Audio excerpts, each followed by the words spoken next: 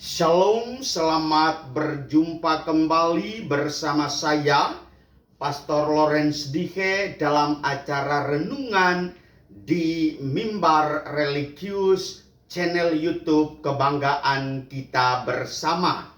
Ibu bapak, saudari-saudara umat Allah yang terkasih, Gereja Katolik pada hari Minggu 5 September 2021 memasuki masa hari Minggu biasa ke-23. Minggu pertama bulan Kitab Suci Nasional.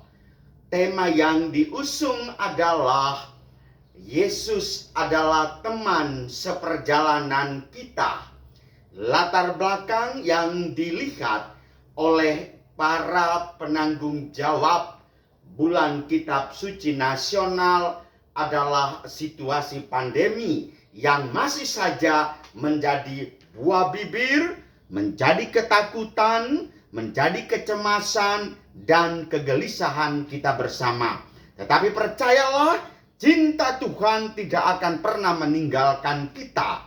Cinta Tuhan senantiasa memperhatikan kita tanpa memandang muka. Inilah pokok firman yang akan kita renungkan di minggu pertama bulan Kitab Suci Nasional. Saya mengambilnya itu dari surat Rasul Yakobus bab 2 ayat 1 sampai dengan 5. Saudara-saudaraku, sebagai orang yang beriman kepada Yesus Kristus, Tuhan kita yang mulia, janganlah iman itu kamu amalkan dengan memandang muka. Sebab jika ada orang yang memakai cincin emas dan pakaian indah masuk ke dalam kumpulanmu, dan masuk pula ke situ seorang miskin yang berpakaian buruk, dan kamu menghormati orang yang berpakaian indah itu serta berkata kepadanya, silakan Tuan duduk di tempat yang baik ini. Sedangkan kepada orang yang miskin itu kamu berkata, berdirilah saja di sana, atau duduklah di lantai ini dekat tumpuan kakiku. Bukankah kamu telah membuat pembedaan dalam hatimu dan bertindak sebagai hakim dengan pikiran yang jahat? Dengarkanlah, saudara-saudara terkasih, bukankah Allah memilih orang-orang yang dianggap miskin oleh dunia ini untuk menjadi kaya dalam iman dan ahli waris kerajaan yang telah dijanjikannya kepada siapa saja yang mengasihi Dia? Saudara-saudari umat beriman yang terkasih, surat Rasul Yakobus ditulis untuk mengantar semua umat beriman agar berperilaku secara baik dan benar, secara salah dan patut dicontohi, baik di hadapan Tuhan maupun di hadapan sesama. Oleh karena itu dia mengajak semua orang untuk berpikir kritis dengan bahasa firman Tuhan yang menggugah dan menggugat pikiran serta hati kita semua.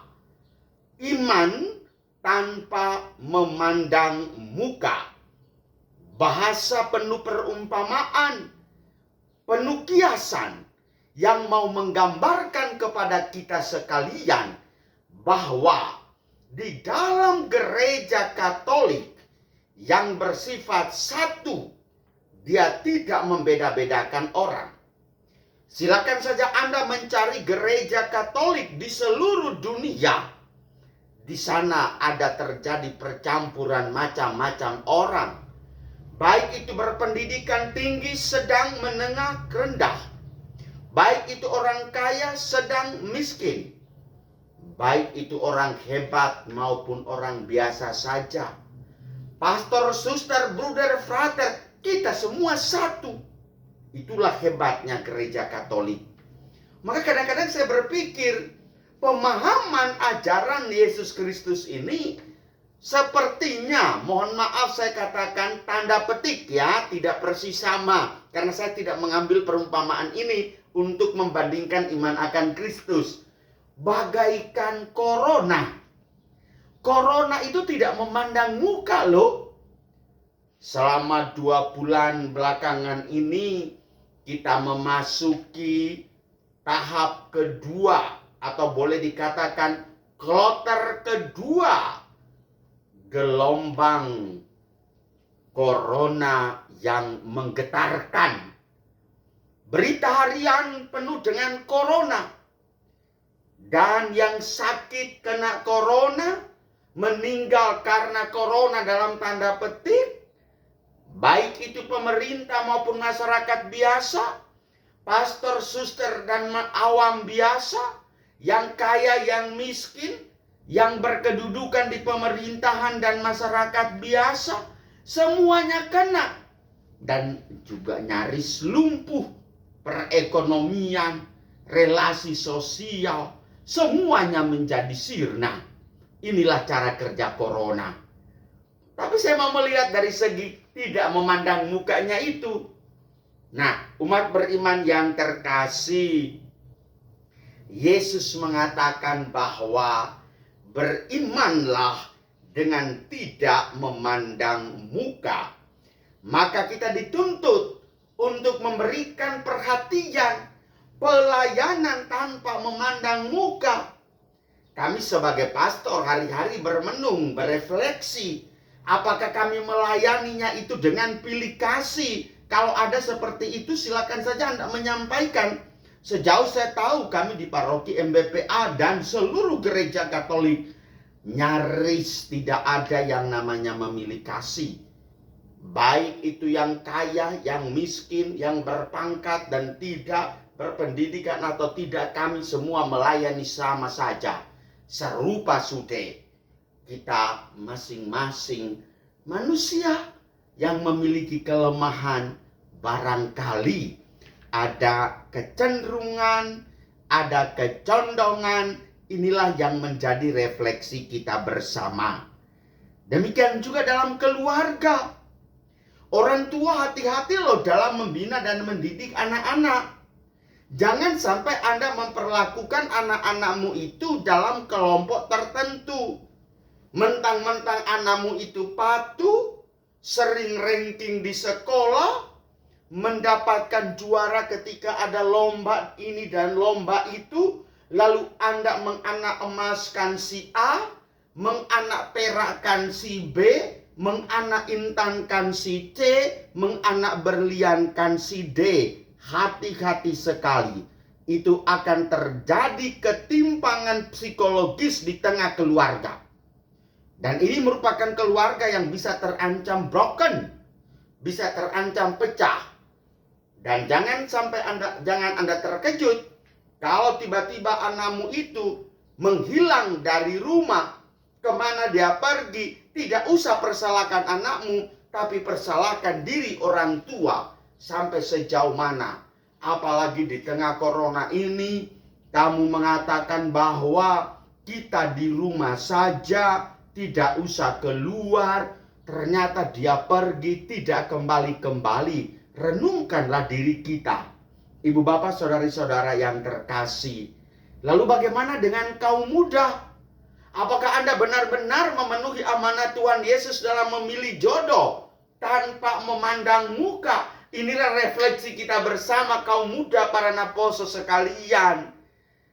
Saya dalam pendampingan para kaum muda, baik itu di tingkatan perguruan tinggi, para mahasiswa-mahasiswi, anak-anak muda Katolik di tingkatan teritori paroki, saya selalu mengatakan kepada mereka, pilihlah jodohmu dengan hanya cukup berpikir. Pertama, seiman. Itu pilihanmu yang pertama.